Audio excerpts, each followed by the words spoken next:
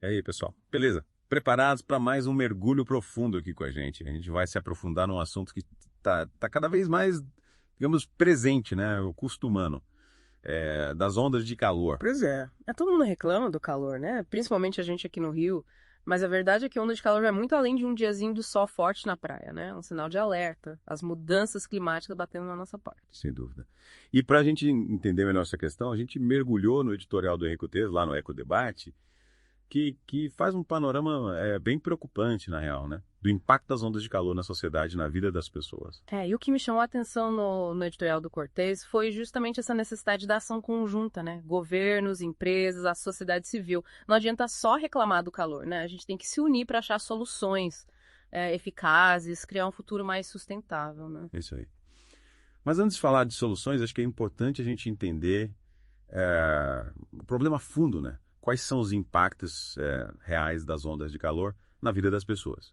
Bom, o calor extremo, ele afeta a saúde de várias maneiras, né? Já falando de problemas sérios, tipo desidratação e insolação, aumenta o risco de doenças cardiovasculares, respiratórias, e pior ainda, né? Os mais vulneráveis, idosos, crianças, pessoas em situação de rua, sofrem muito mais com as consequências do calor.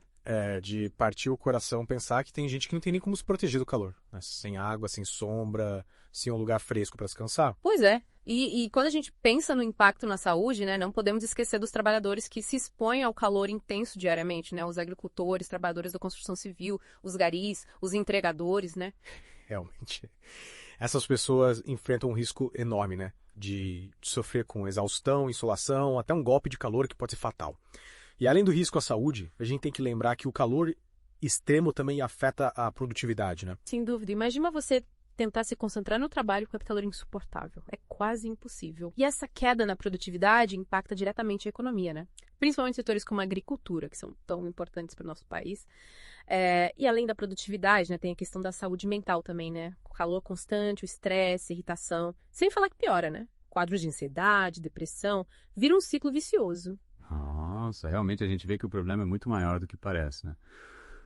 Mas me fala uma coisa, o que está sendo feito para proteger as pessoas, principalmente as mais vulneráveis, né, dessas ondas de calor?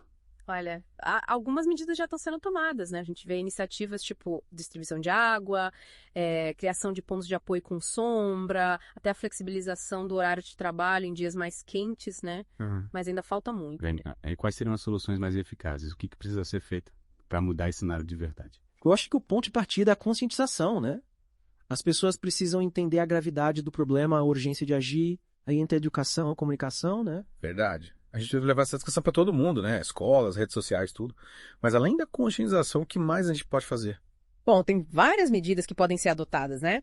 Investir em infraestrutura urbana que amenize o calor, tipo, criar áreas verdes, instalar fontes de água potável, pintar telhados com cores mais claras. Entendi. Para reduzir aquele efeito de ilha de calor, né? Que deixa as cidades mais quentes por causa do concreto e asfalto. Isso aí.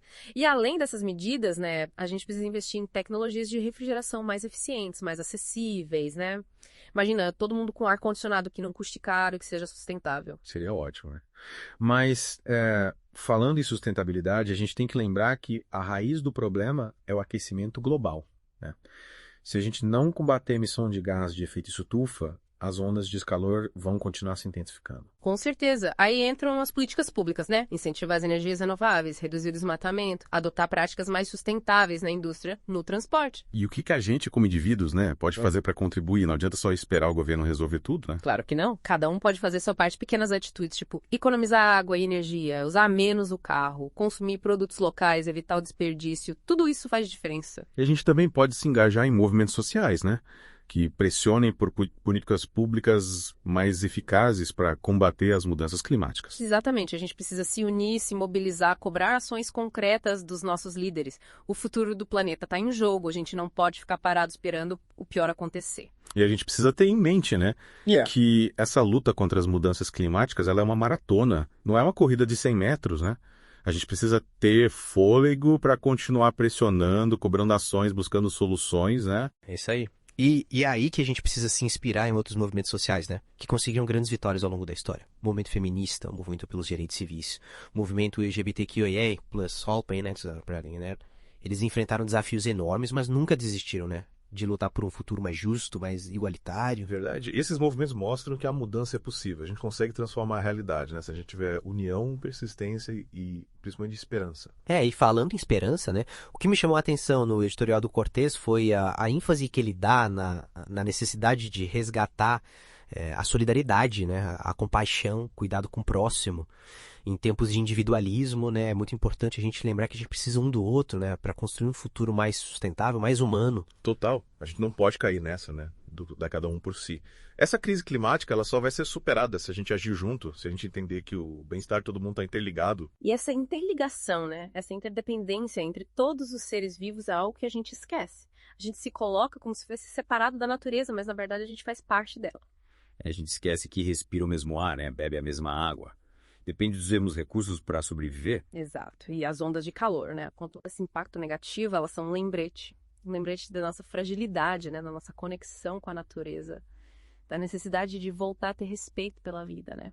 Em todas as suas formas. No final das contas, essa luta contra as mudanças climáticas, essa busca por um futuro mais sustentável, é uma luta pela vida, né? Pela preservação da nossa espécie, né?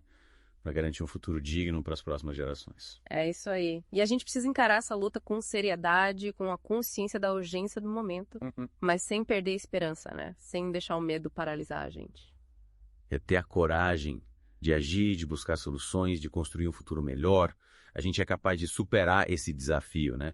De criar um mundo mais justo, mais equilibrado, mais humano para todo mundo. Com certeza. E que esse nosso mergulho, né, nas consequências das ondas de calor, sirva como um impulso para a gente agir, para transformar, para construir um futuro onde todos possam viver com dignidade, com saúde, com a certeza de que a gente está cuidando do nosso planeta, da nossa casa. É isso, pessoal. Esperamos que esse mergulho tenha sido provocador, né, informativo e, acima de tudo, inspirador. A gente se vê no próximo episódio com mais um tema para a gente refletir, né, sobre os desafios do nosso tempo e buscar soluções para construir um futuro melhor. Até lá. Até a próxima. E vamos juntos, né, fazer diferença.